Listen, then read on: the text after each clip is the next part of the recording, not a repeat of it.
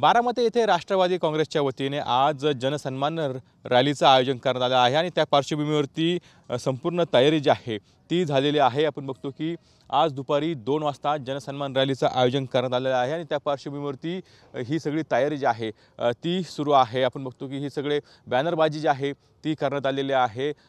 जनसन्मान rally असेल किंवा दादांचा वादा लाभ आणि बळ अशी टॅगलाईन जी आहे ती देण्यात आलेली आहे। तर माझी लाडकी बहीण योजनेची संदर्भात देखील माहिती या ठिकाणी देण्यात आलेली आहे। स्वतः उपमुख्यमंत्री अजित पवार हे उपस्थित राहणार आहे। त्यांच्या उपस्थितीत ही रॅली पार पडणार आहे आणि त्याची सगळी तयारी जी आहे ती या ठिकाणी झाल्याचं पाहायला मिळत आहे। तर दुसरीकडे या सगळ्या खुर्च्या ज्या आहे त्या देखील ठेवण्यात आलेल्या आहे आणि विशेष म्हणजे आज उपमुख्यमंत्री अजित पवार काही घोषणा करणार का हे देखील पाहणं अत्यंत महत्त्वाचं असणार आहे। कारण आज ते या ठिकाणी बारामतीकरांना संबोधित करणार आहे आणि या पद्धतीने काय बोलणार याकडे सगळ्यांचं लक्ष लागलेलं आहे आणि ही सगळी तयारी जी आहे ती झालेली आहे। ओएसिस फर्टिलिटीच्या तज्ञांनी IVF उपचार पद्धतीद्वारे 1 लाखांहून अधिक जोडप्यांना मातृत्व प्राप्तीचा आनंद दिला आहे।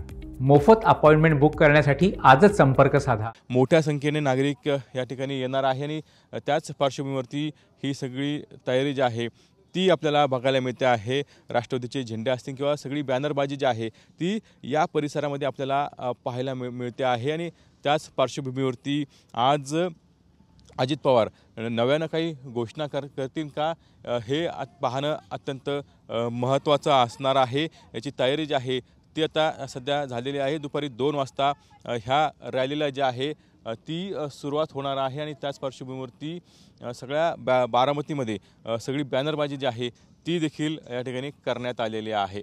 कॅमेरामॅन तुषार नन्नरसह कुणाल जायकर, TV9 मराठी, बारामती।